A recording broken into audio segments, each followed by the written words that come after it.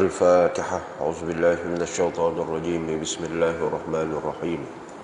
الحمد لله رب العالمين الرحمن الرحيم مالك يوم الدين إياك نعبد وإياك نستعين اهدنا الصراط المستقيم صراط الذين أنعمت عليهم غير المغضوب عليهم ولا الضالين. آمين.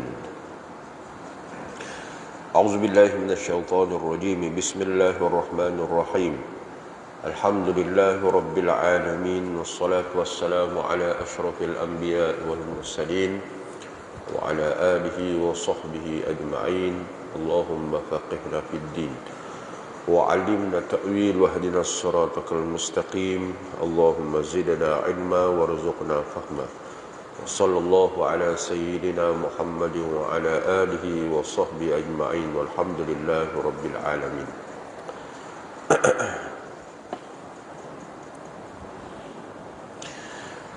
بسم الله الرحمن الرحيم. السلام عليكم ورحمة الله وبركاته.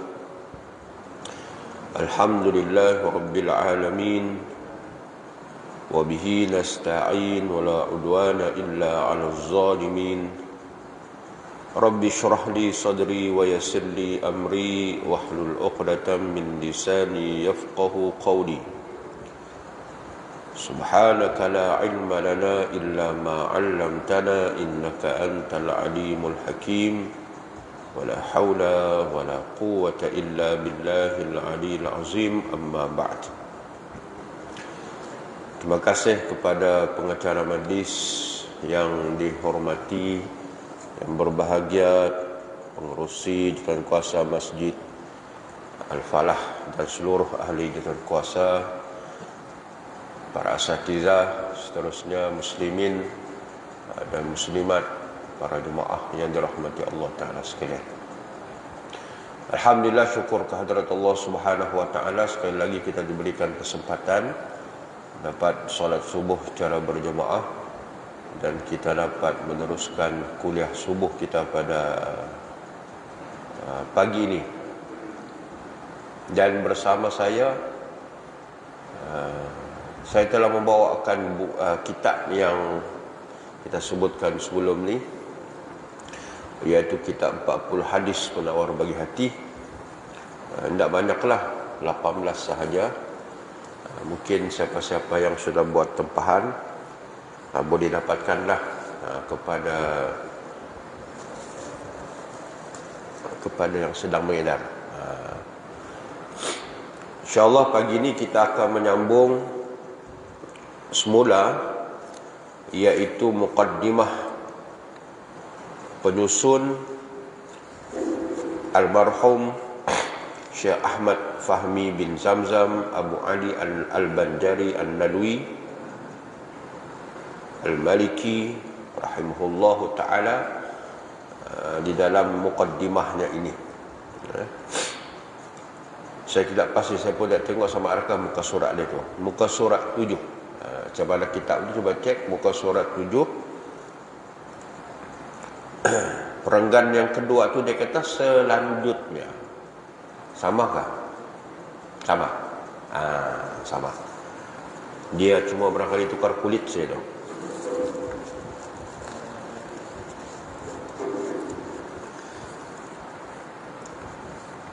Qala al-musannif rahimahullahu ta'ala wa nafa'ana bihi wa bi'ulumihi fid darain amin ya rabbal alamin.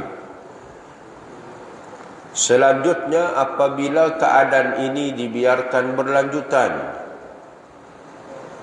kotoran yang lekat di hati tidak dibersihkan, titik-titik hitam yang mengotori lembaran fitrah tidak dicuci dengan air taubat, maka lembaran hati yang telah dipenuhi dengan titik hitam akan bertambah hitam dan menyebabkan kotoran yang sangat tebal yang memudahkan bagi iblis untuk menguasainya. Ini sambungan yang sebelumnya bahawa bagaimana tugas iblis dan syaitan ini untuk menguasai hati kita.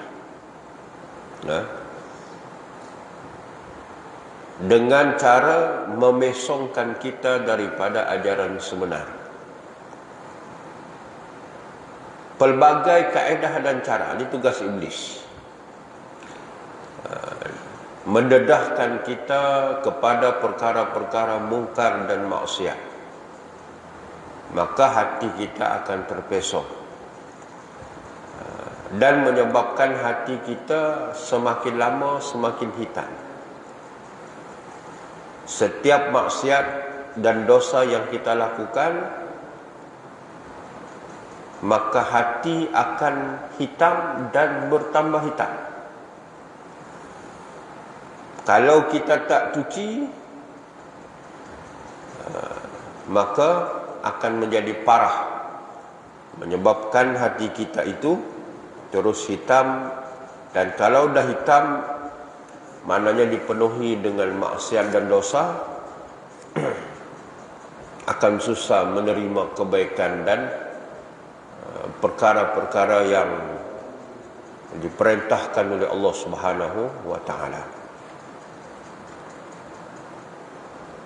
Maka apabila hati sudah ditawan oleh iblis, hati akan kurang membenci kemaksiatan.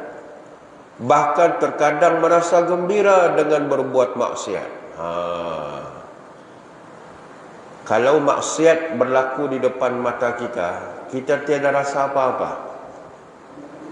Bermakna hati kita sudah mula dikuasai oleh iblis.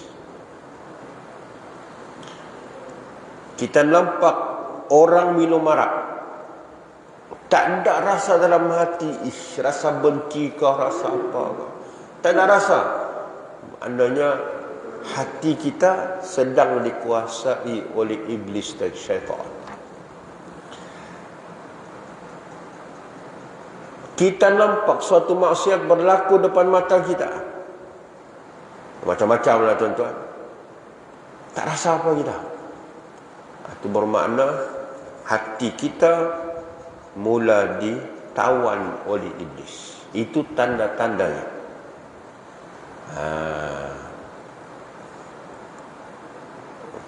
Tapi kita pun sembahyang kan, sembahyang 5 waktu, hatta datang berjemaah, tapi tak rasa apa. Bila berlaku maksiat depan mata, kita tak rasa apa. Itu kena cek gitu, pakak-pakak cek. Kan? Dan akhirnya sampai ke tingkatan rasa bangga dengan bermacam-macam maksiat yang dilakukannya. Ini lagi dahsyat. Pada dirinya, dia melakukan maksiat, dia tak rasa apa, dia biasa. Lagi parah apabila dia membanggai maksiat yang dia buat. Allah. Kalau orang kita bilang dikasih tunjuk-tunjuk lagi bah. Orangnya dikasih tunjuk-tunjuk lagi bah. Maksiat yang dia buat tu ditayang, dia rasa bangga. Bahkan pula tuan-tuan sekarang ni, kita ni orang bilang langit terbuka. Media sosial ni memang terbuka sungguh. Tak payah pergi kita keluar rumah lalu kita berteriak, aku nak buat maksiat. Tak payah. Memadai buka handphone, masuk apps Facebook dan buat live. Trend sekarang. Dan buat live, dalam itulah, dengan kau mendedahkan aurat, dengan kau menunjukkan yang tidak sepatutnya kau tunjuk, dan ditonton beberapa orang yang menonton tu ramai, view dia tu ramai, semakin dia mendedahkan, mempamerkan maksiat, semakin dia gairah, semakin ramai orang tengok, dia bangga. Nih, maknanya apa? Hati telah pun ditawan oleh iblis. Berlaku tak tuan-tuan? Berlaku zaman kita. Bersepah dalam Facebook ni tuan-tuan. Dia tunjuklah, ya Allah, yang jual bajunya, cara jual baju tak salah, jual baju ni tak salah. Kau nak jual yang macam orang-orang bandel jual, tak ada masalah. Janganlah sampai dedahkan aurat, sampai apa-apa benda yang dilarang, tak payah. Tapi hari ini tuan-tuan, minta maaf cakap, orang jual maruah melalui Facebooknya. Dia nak tarik view ramai tu. Sebab Facebook ni boleh buat duit. Bila kau tarik view ramai, orang boleh bagi star. Ni siapa-siapa tahulah Facebook ni. Orang bagi star, itu duit tu. Semakin banyak star, semakin dia banyak duit.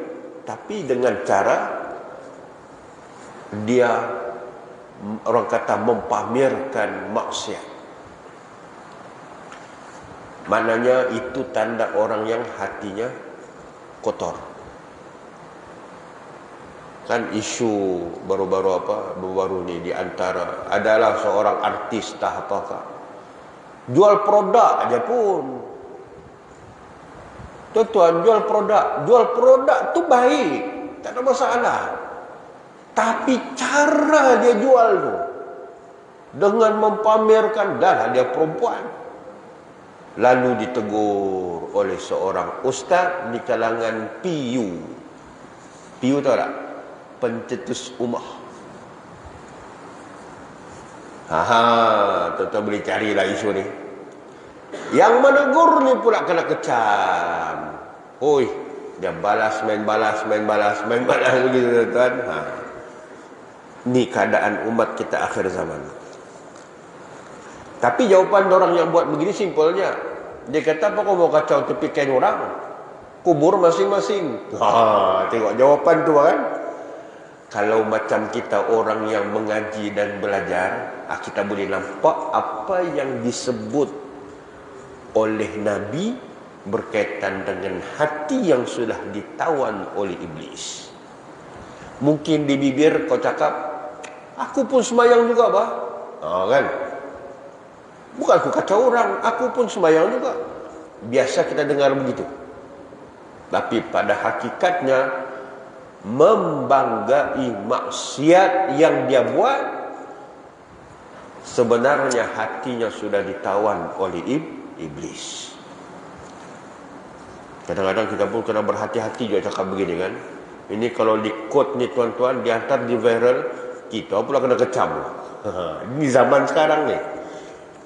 Apabila hati telah sampai ke peringkat ini, bermakna ia sudah terlalu sakit dan sangat sulit untuk diubati. Payah tuan-tuan. Orang kalau sampai tahap ni, kita tegur, macam itulah, ditegur melenting. Sekali kita tegur, lepas tu dia melenting. Dia punya pengikut pun sama turut bekerja sama mempertahankan orang yang membanggai maksiat. Orang yang menegur pula kena kecam. Macam-macam dalil lah. Menjatuhkan hukum macam orang baik, macam-macam lah dengan perkataannya kan. Kubur bukan sama, kubur asing-asing ni lah. Lagi orang jawab lagi nakal. Nakal lah, bukan jawapan orang bilang jawapan agama, tidak, jawapan orang nakal. Tahulah dia bilang kubur masing-masing. Tapi kalau kau di sebelah kuburku, huru hara juga aku nanti kalau kau disiksa. Bising dia bilang. Ini jawapan orang nakal, tuan-tuan. Tu jangan pula tuan-tuan. Mana hadis? Mana dalil? Jangan minta dalil. Memang tak ada dalil. Jawapan orang nakal, kan?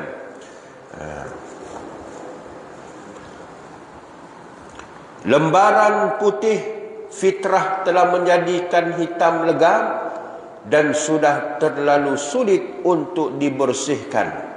Hati yang seperti inilah yang dinamakan hati yang keras, hati yang tidak sensitif lagi dengan dosa, walaupun sebenar ia melakukan dosa yang besar, apakan lagi kalau hanya dosa yang kecil-kecilan.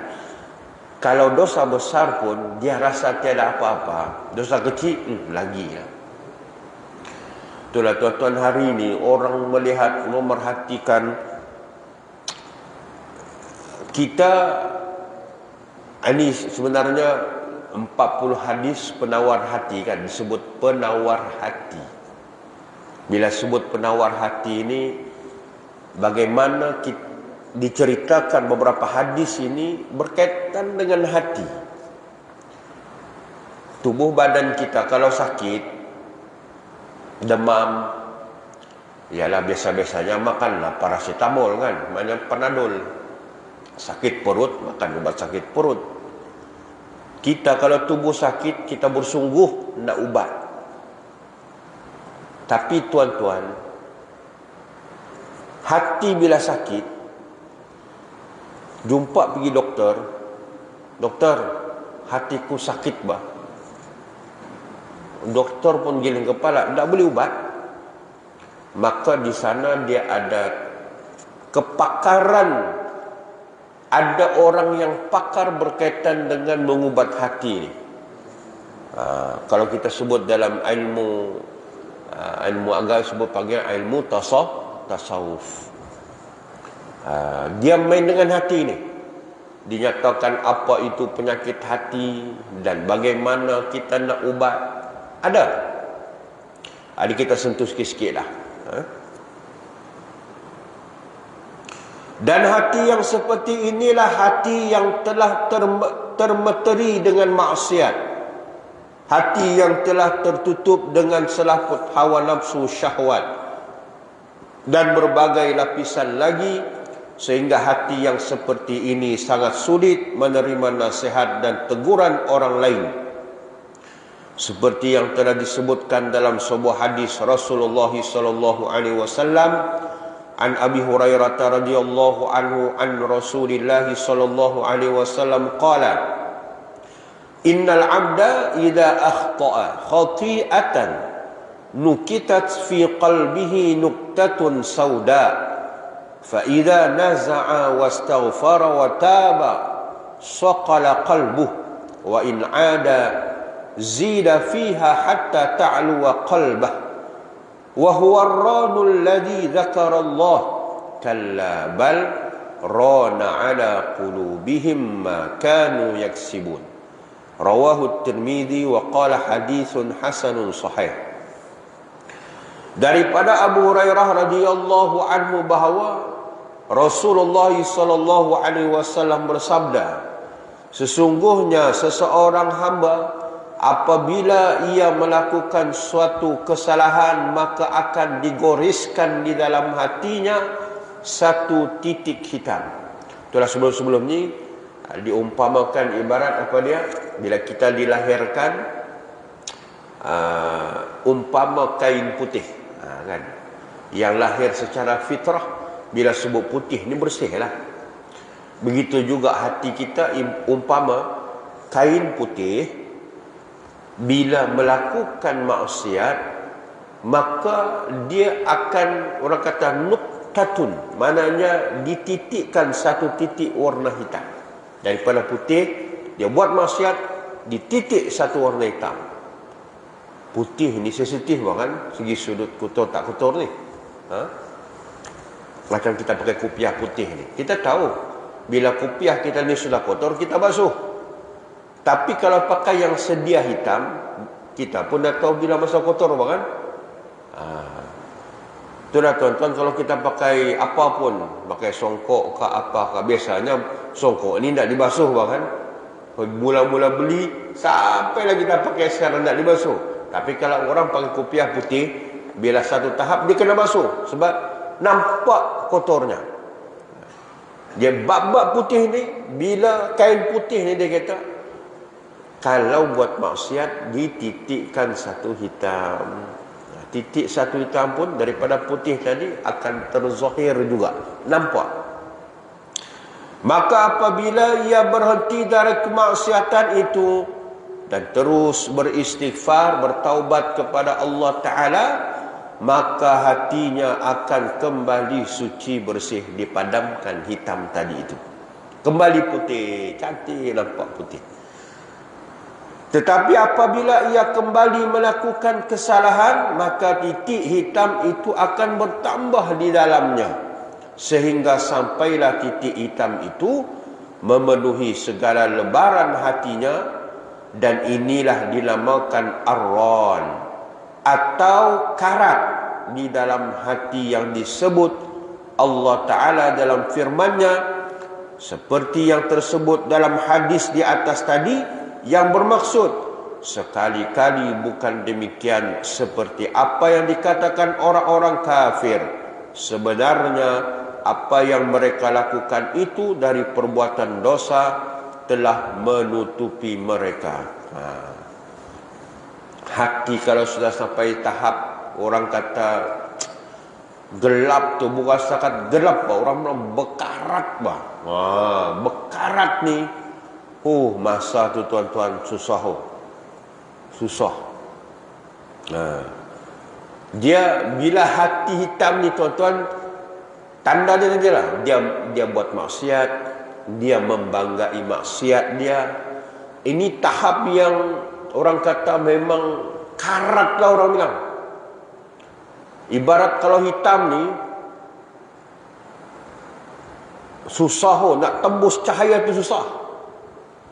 Apalagi kalau hitam legam kan.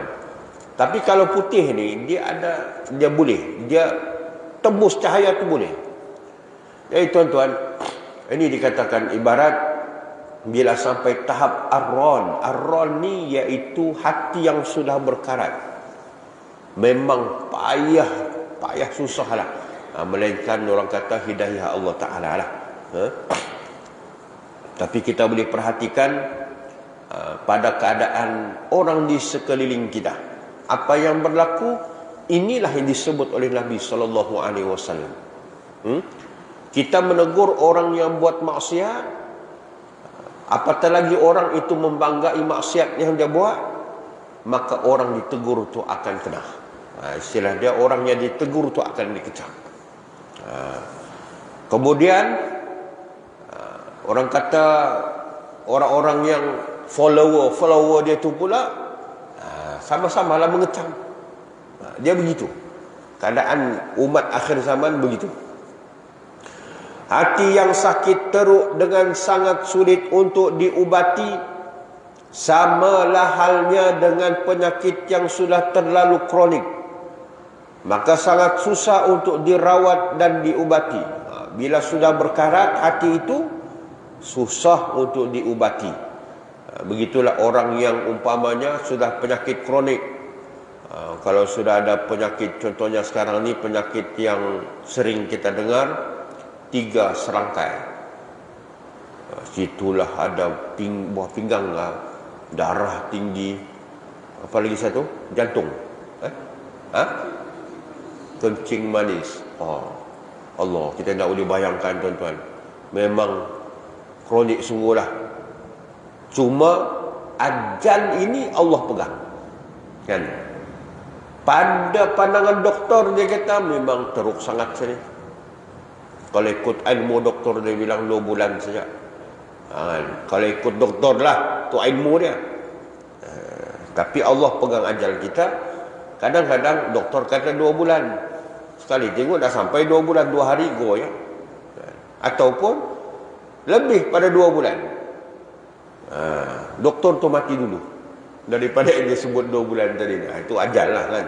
Tapi nak sebut kata kalau penyakit fizikal ni, kalau kronik, memang doktor yang pakar kepada itu pun akan boleh menjangkakan. Kita sering dengar bila orang berada dalam ICU ataupun dalam keadaan yang sudah keadaan tiada harapan, orang kata dia bernafas pun ikut bantuan mesin dan sebagainya. Maknanya dalam keadaan kritikal, doktor pun tak boleh buat apa. Itu penyakit fizikal. Begitulah juga kalau penyakit hati ni terlalu sudah kronik, orang kata hati pun sudah berkarat, sukar untuk diubati, melainkan hidayah Allah Subhanahu wa ta'ala. Ada juga sejahat-jahat orang, sekotor hatinya macam mana pun, hidayah Allah. Allah bagi hidayah, insya-Allah. Tapi pada orang yang pakar mengubati hati, silap-silap pun giling kepala juga. Susah ni, payah. Tapi adalah cara dia. Mungkin kaedah-kaedah tertentu bagaimana cara nak mendapat hidayah Allah.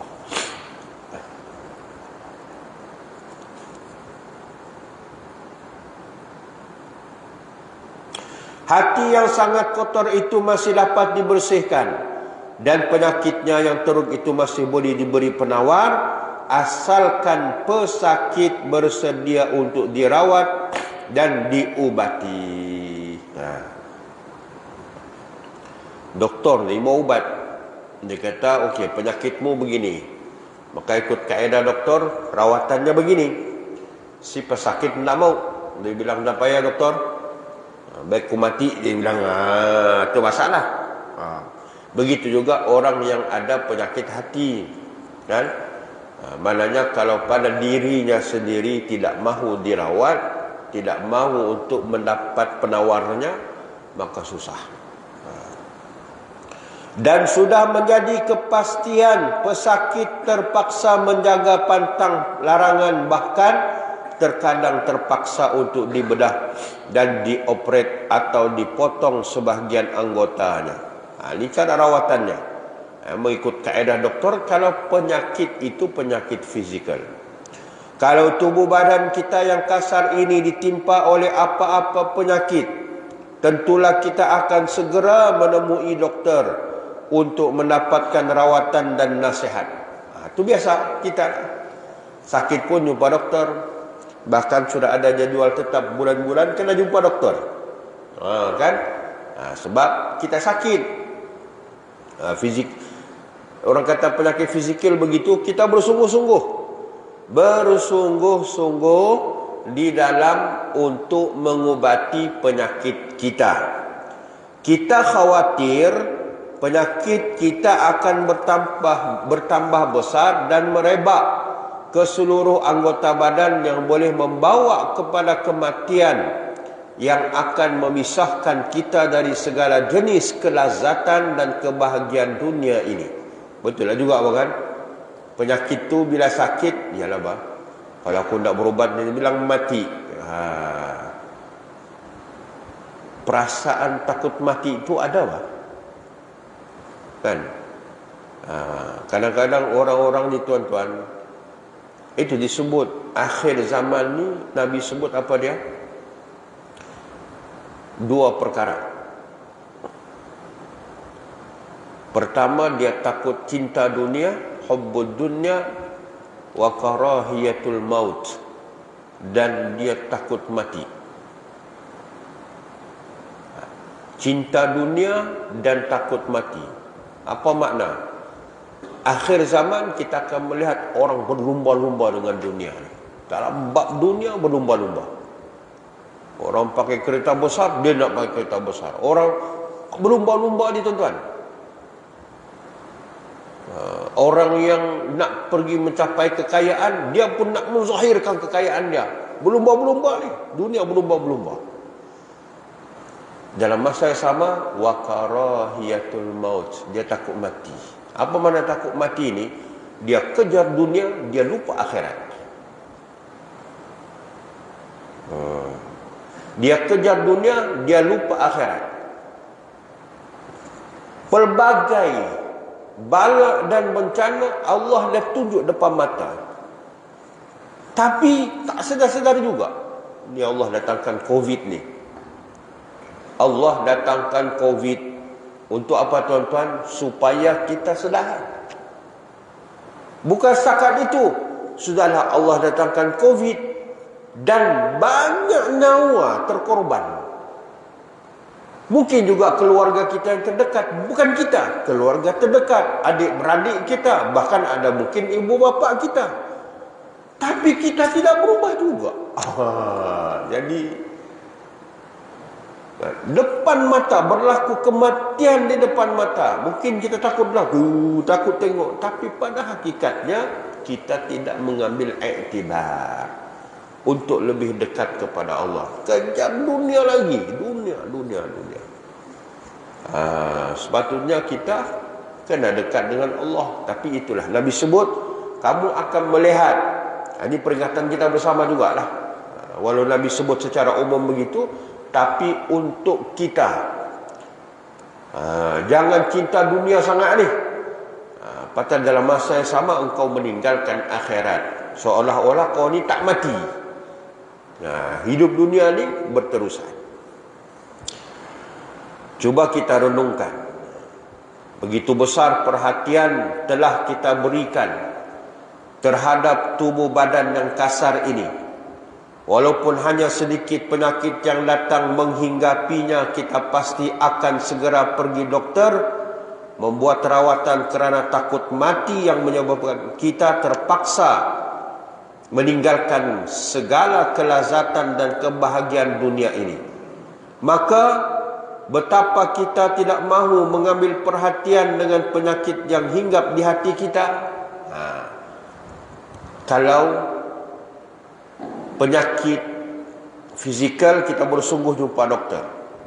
Tapi kalau hati kita sakit, bersungguh kita nak ubat.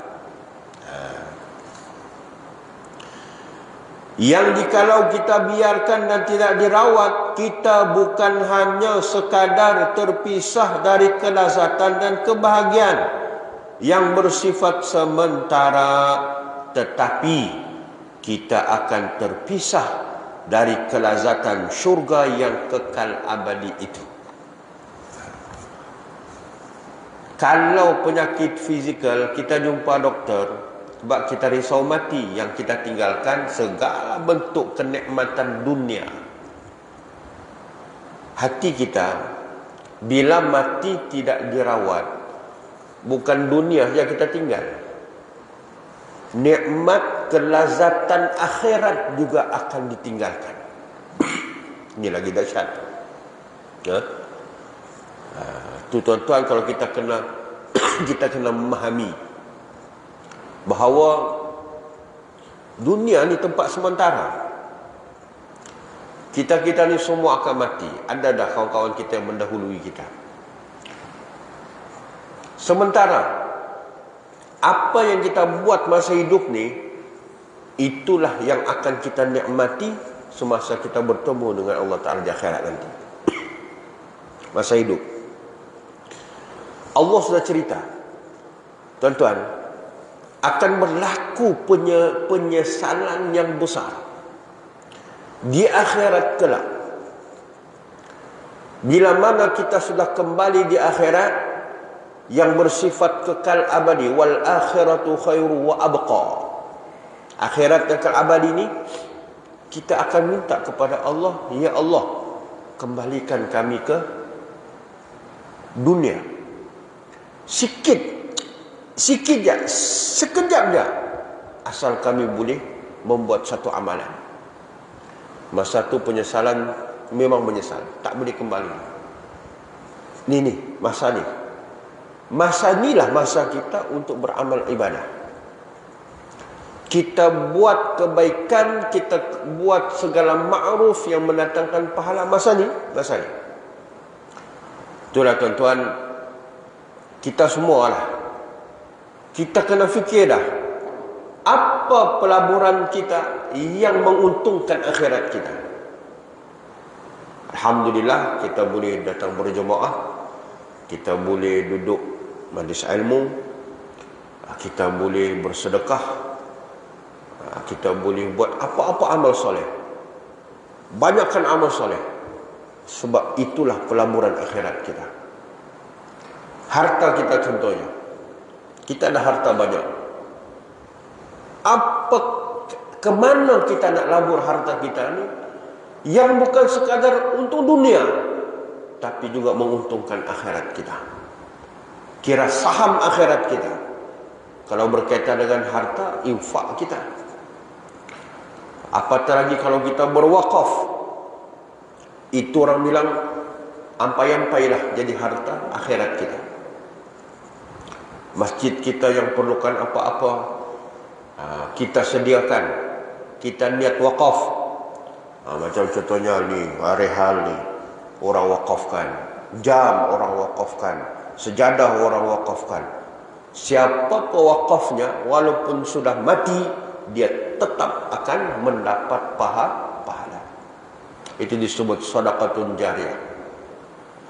Ni siapa buat ni? Semua ni. Walaupun barangkali peruntukan kerajaan, tetapi ada duit orang wakaf. Orang yang wakaf itu bilang, ampai sudah bah. Ada saham akhirat. Dia. Sekarang persoalannya, kita. Adakah harta kita untuk kita salurkan untuk itu? Tuan-tuan, saya merakamkan terima kasih lah, mengambil kesempatan terima kasih kepada tuan-tuan yang telah berwakaf dengan kompleks Darul Hadis, Madrasah Darul Hadis Sabah. Alhamdulillah, awal November ni, anak-anak kita yang belajar tahfiz telah masuk ke kompleks baru. Ada masa jemput datang. Itu harta tuan-tuan yang telah pun kita selesaikan ataupun telah bina kompleks Madrasah Darul Hadis Sabah. Tuan-tuan boleh tengok. Tapi sekarang ni pandemik makan, kalau datang ramai-ramai susah juga. Nantilah tenang-tenang sikit, tuan-tuan boleh tengok. Memang kita bawa konsep yang moden. Tengok surau dia, tuan-tuan boleh tengoklah, buka Madrasah Darul Hadis Sabah. Di situ kita ada gambar-gambarnya. Itu siapa yang berinfak, yang saya pernah war-warkan sebelum ni, itu adalah harta tuan-tuan. Ni kita nak buka pula untuk buat bangunan perempuan, banat. Kita sudah beli Ramadan baru ni, kita dapat berjaya beli dengan cara kita buka wakaf tanah lebih kurang 0.27 ekar di Kampung Sepanggil dengan harga RM 700,000. Tapi itu semua diwakaf. Siapa yang menyumbang masa itu harta dia. Ni naik pula ni bangunan 2.1 juta anggaran dia. 2.1 juta lebih kurang 3 tingkat. Untuk pelajar perempuan pula yang mengaji tahfiz. Mungkin dia punya proses sudah berlegar tu. Tuan-tuan wakaf ya di situ. Niat wakaf. InsyaAllah kita akan cuba bina. Besok kami ada meeting dalam tim pembangunan untuk perincikan plan seterusnya. Alhamdulillah. Itulah harta kita. Inilah kita nak bawa ni tuan-tuan. Ni kita nak bawa. Sebab itulah harta kita sebenar.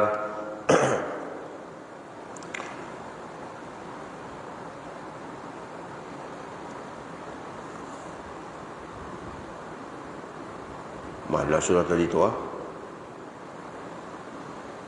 Maka betapa kita tidak mahu mengambil perhatian dengan penyakit yang hinggap di hati kita, yang jikalau kita biarkan dan tidak dirawat, kita bukan hanya sekadar terpisah dari kelazatan dan kebahagiaan yang bersifat sementara, tetapi kita akan terpisah dari kelazatan syurga yang kekal abadi itu.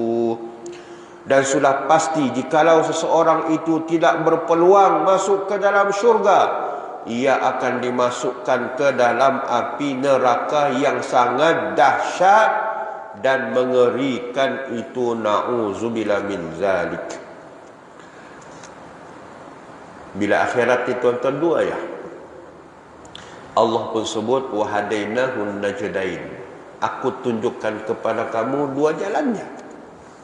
Jalan ke syurga, jalan ke neraka. Tiada di neraka bermakna di syurga. Tiada di syurga, ke mana? Takkanlah dikepayan kan? Dah. Dua aja, syurga, neraka. Bila di akhirat kelak. Jadi bila sebut kata kita tidak ambil perhatian berkaitan dengan penyakit-penyakit yang melekat dalam hati kita dan kita tidak merawatnya, bukan kelazatan dunia sahaja akan ditinggalkan, tetapi kelazatan nikmat syurga juga akan turut ditinggalkan. Kalau penyakit fizikal kita sungguh-sungguh kita rawat sebab takut mati, sebab nak tinggalkan apa dia? Kelazatan dunia. Rupa-rupanya penyakit hati ni kalau tidak dirawat, bukan sekadar dia tinggalkan kelazatan dunia, tetapi juga akan meninggalkan kelazatan dan kenikmatan syurga. Allahumma salli ala Muhammad. Ya tuan-tuan dirahmati Allah, macam ada lagi mukaddimah ni, tak habis lagi, kurang satu muka lebih lagi. InsyaAllah kita sambung hari Senin enggak? Hari Senin enggak? Minggu ke bawah. Ayalah betul lah. Hari Senin minggu ni, minggu keempat minggu 1 dan 3 lah. Hari Senin ni minggu minggu ke-5. Biasa 4 minggu, minggu ke-5 pula. Minggu ke-5 ni ada jadual. Okey, insya-Allah kita akan sambung seterusnya. Wallahu subhanahu wa ta'ala a'lam. Malam ni ada program. Malam ni kan? Program Maulid bersama dengan Sahibus Sabah, Mufti Negeri Sabah. InsyaAllah mudah-mudahan dipermudahkan. Saya baru nak mencadang kepada kru IT pejabat Mufti buat dah live di sini. Kan? Tuan-tuan, saya jemput semua. Bukan jemput ke rumah, jemput untuk like dan share pejabat Mufti punya Facebook. Pejabat Mufti punya Facebook. Jemput untuk like dan share. Tekan je pejabat Mufti Negeri Sabah page tu, like dan share. Dia tahulah kalau kru IT pejabat Mufti boleh datang malam ni untuk buat rakaman bersama di dalam program Maulid kita, insya-Allah. Itu dengan izin pengurusi lah, kalau ada ruang, insya-Allah. Jadi tahniah jugalah sebab menjadi trend dan menjadi satu program yang mungkin menjadi brand lah kepada Masjid Al-Falah ni bila ada program Maulid. Sebelum ni pun ada kan, agar dapat dibuat secara berterusan dan kita mendapat manfaat bersama, insya-Allah. Sebelum saya tutup, ada pertanyaan? Tiada pertanyaan. Auzubillahi minasyaitonirrajim. Bismillahirrahmanirrahim. Alhamdulillahirabbil alamin. Wassalatu wassalamu ala asyrafil anbiya'i wal mursalin wa ala alihi wa sahbihi ajma'in. Allahumma ja'alna jam'ana hadha jam'an marhuma wa tafarruqana min ba'di tafarruqan ma'suma. Wa sallallahu ala sayyidina Muhammad wa ala alihi wa sahbihi ajma'in. Alhamdulillahirabbil alamin. Kita tangguhkan dengan bacaan tasbih kafarah dan suratul As. Subhanakallahumma bihamdik, asyhadu an la ilaha illa anta, astaghfiruka wa atubu ilaik. Bismillahirrahmanirrahim. Wal 'asri innal insana lafi khusr alladziina aamanu wa 'amilus solihati wa tawassaw bil haqqi wa tawassaw bis sabr. Assalamualaikum warahmatullahi wabarakatuh.